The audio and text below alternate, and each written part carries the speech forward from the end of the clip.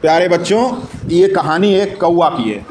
कौवा सबने देखा, काले रंग का होता है और कहते हैं कि जितने भी पक्षी हैं उनमें सबसे कुरूप कौवे को ही माना जाता है। बाकी अन्य पक्षी, गौरैया हुई, तोता हुआ, बटेर हुई, बतख हुई, हंस हुआ, तो सभी सुंदर पक्षी हैं। उनमें से सबसे सुंदर पक्षी वो है मोर।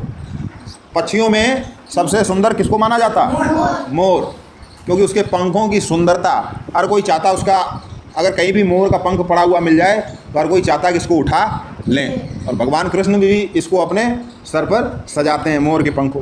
तो एक कौवा था, वो जब खेतों में चुनने जाता था तो मोरों को देखता था, नाचते हुए मोरों की सुंदरता, वो मोरों की सुंदरता देखता था और अपनी कुरूपता देख के कुड़ने लगता था। सोचता था कि देखिए मैं कितना कुरूप हूँ, और मन ही मन कहता था भगवान मोरों को कितना सुंदर बनाया, कितना मनोहर रूप दिया। यदि मैं भी इतना सुंदर होता, मनोहर रूप पाता तो आनंद ही आनंद होता। तो वो दूसरे को देख के कुड़ता था।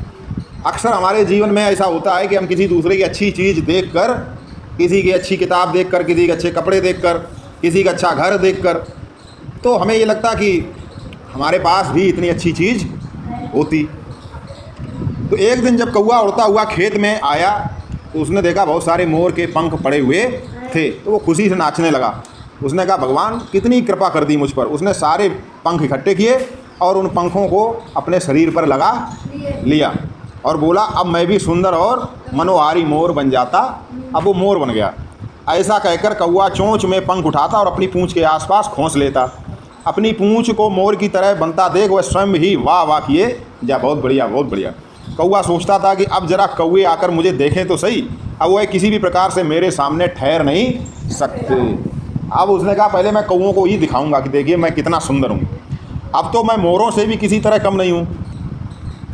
अब वही मोर मुझसे कहेगा और मेरे साथ रहेगा और मेरे साथ खेलेगा।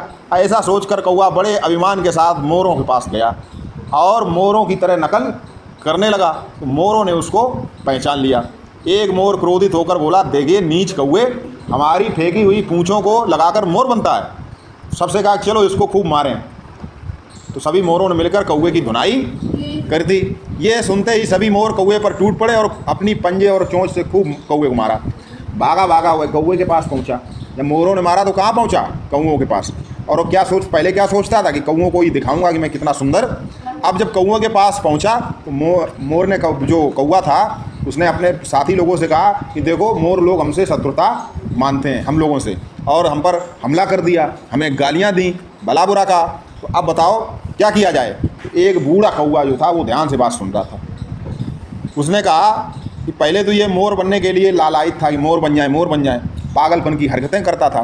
फिर इतना भी ज्ञान नहीं कि जो प्राणी अपनी जाति से या अपने धर्म से संतुष्ट नहीं है वह कहीं भी संतुष्ट नहीं रह सकता।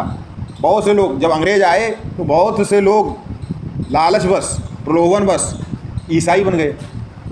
मुसलमान आए तो बहुत से लोग हिंदू मुसलमान बन गए। फिर वहाँ जाकर उनकी और भी बुरी हालत हो गई।